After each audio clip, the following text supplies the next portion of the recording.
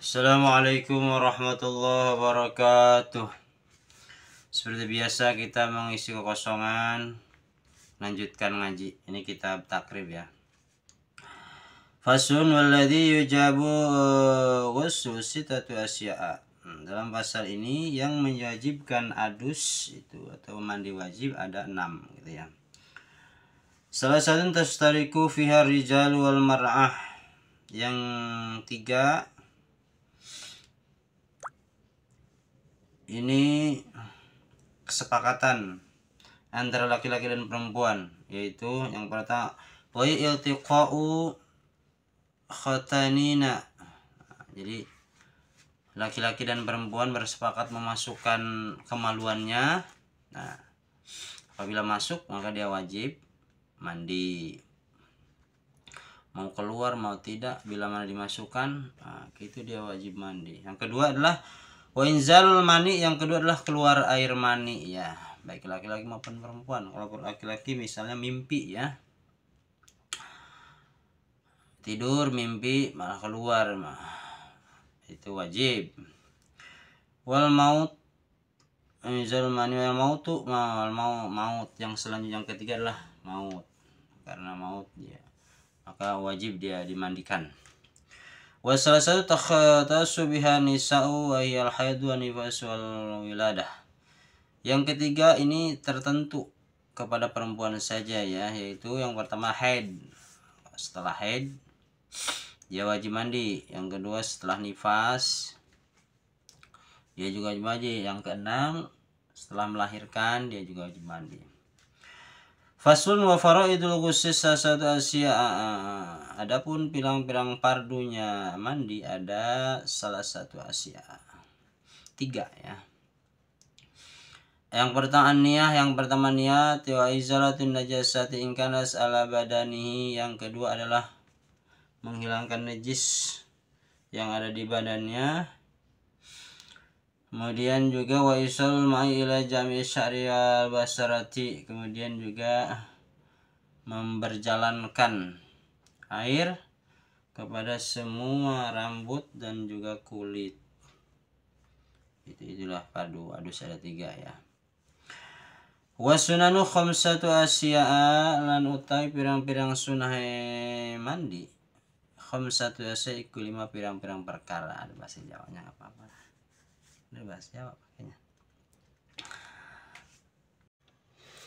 Wa sunanu khamsatu asya'a, utai pirang-pirang sunah mandi iku 5 pirang-pirang perkara. Jadi sunahnya dalam mandi wajib itu ada 5. Atas itu yang pertama baca bismillah, wal wudu'u qablahu, kemudian yang kedua wudu sebelum mandi wajib. Yang ketiga imraru yadi ala jasadi, yang ketiga itu mengusap-ngusap semua badannya, pakai usap-usap seluruh badan, sunnah. Yang keempat wal mualah, yaitu segera, artinya segera mengandung makna banyak ya, segera mandi kalau punya hadas besar itu. Wudunya juga segera ya, usap-usapnya segera. Wa taqdimu yumna ala yusra, kemudian mendahulukan yang kanan daripada yang kiri ya. Ini kemudian faslun wal ikhtisalatu masunatun sab'ata asyara guslan. Lauti pirang-pirang adus ya, yang disunahkan kan iku pitulas mandi. Yang disunahkan ada 17 mandi. Yang pertama ghusl jum'ah, mandi sebelum melaksanakan sholat jum'ah. Yang kedua wal idaini, mandi sebelum melaksanakan sholat lebaran roro, yaitu baik itu sholat idul fitri ataupun idul adha, mandi dulu sunnah. Wal istisqa'u, kemudian mau sholat ngepri hujan ya, mau sholat minta hujan, sunnah mandi dulu. Wal khusufi, kemudian sholat gerhana bulan, bisa itu sunnah dulu mandi. Wal khusufi, kemudian sholat mau melaksanakan gerhana matahari, sholat gerhana matahari itu sunnah mandi. Wal ghusl min ghusil mayit, kemudian kita setelah memandikan mayit kita sunnah juga mandi. Wal kafiru idza aslama, kemudian kita, orang kafir apabila masuk Islam atau mu'alaf ketika dia masuk Islam sunnah mandi. Wal majnun, orang edan apabila sembuh dari edannya. Wal mughmai, orang ayan, orang apabila sembuh dari ayannya dia idza mandi sunnah mandi. Wa ghuslu indal ihram, kemudian dia mandi ketika mau ihram misalnya. Wa dukhulil makkata, kemudian dia juga sunnah mandi apabila mau masuk kota Mekah. Wali wukufi, nah dia juga di Arafah, kemudian juga dia sunnah mandi ketika mau wukuf di Arafah. Wali mabiti bi Muzdalifah, kemudian dia juga sunnah mandi kalau mau mabit di Muzdalifah. Waramiul jimari salasan, kemudian juga sunnah dia kalau mau mandi kalau mau malang jumrah yang 3 kali. Wa tawaful sa'i, kemudian juga dia sunnah mandi kalau mau tawaf li sa'i, tawaf untuk sa'i li sa'i, kemudian juga tawaf dan sa'i. Wa dukhuli Madinah, kemudian dia sunnah mandi kalau mau masuk kota Madinah Rasulullah sallallahu alaihi wasallam. Faslun wal mashu al khufina jaizun, ngusap untuk kepada khufain, kaos kaki itu boleh. Khuf ini membahas tentang khuf. Bisalah satu syarat itu dengan syarat 3 syarat. Ayab dia labisahu ma ba'da kamil taharah, yang pertama dia artinya ketika wudhu dia mengusap khuf aja gitu ya, kaos kaki. Khuf itu adalah kaos kaki yang kuat yang terbuat dari kulit, yang dia itu dipakai untuk ketika musim dingin gitu ya. Kayak di Timur Tengah kan ada musim dingin, kalau di kita mah jarang sih musim dingin.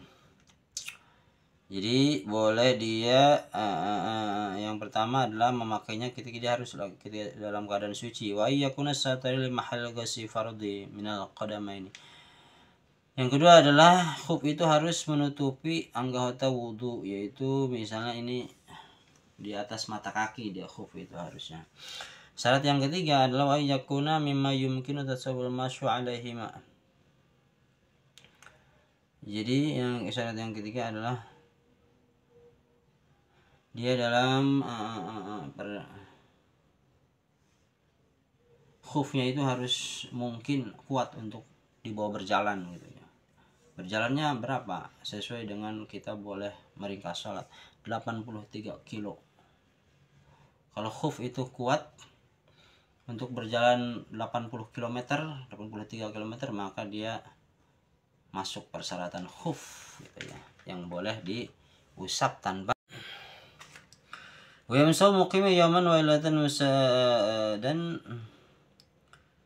boleh bagi orang yang mukim yang bertinggal itu dalam waktunya dalam sehari semalam. Wal musafir salah satu ayam bila yalihima, dan bagi orang yang musafir itu adalah salah satu ayam 3 hari 3 malam. Wabtida'u mudati min hainil hayadas yuhdasu badala bisahun khafin, dan dimulainya dihitungnya waktu itu hina yadhasu, ketika dia hadas setelah dia memakai kaos kaki itu. Wa in masaha fi hadari summa safara aw masaha. Khuf ya, bukan kaos kaki kalau salah arti. Khuf sama kaos kaki kita beda. Khuf itu adalah tadi itu terbuat dari kulit yang tidak tembus air, itu persyaratannya. Kemudian dia memenuhi melewati mata kaki panjangnya, kemudian juga kuat untuk dipakai jalan, perkiraan 83 km, kayak sepatu kulit abri mungkin tuh, kayak pakai sepatu, kalau enggak gitu ya, sepatu boot, dia tidak tembus air. Kalau kaos kaki makan bukan itu yang dimasuk kuf. Kalau kaos kaki mah tidak bisa, itu mah harus dibuka aja ketika wudhu.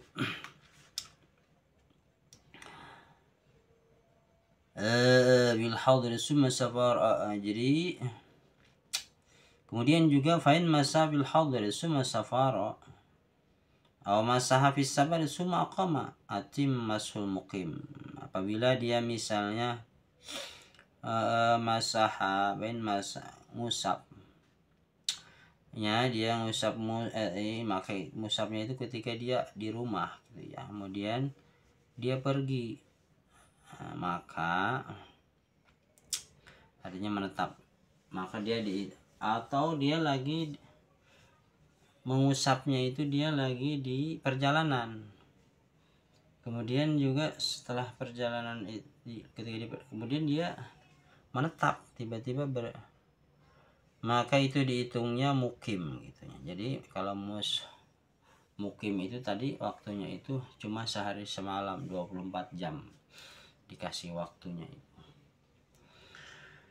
Kalau yang musafir itu ya yang 3 hari 3 malam yang tidak berhenti, misalnya yang perjalanan yang 83 km, misalnya dari Jakarta ke Rangkas Bitung jalan kaki kita zaman dulu misalnya kan. Wayabtilu masu bisalasati asya.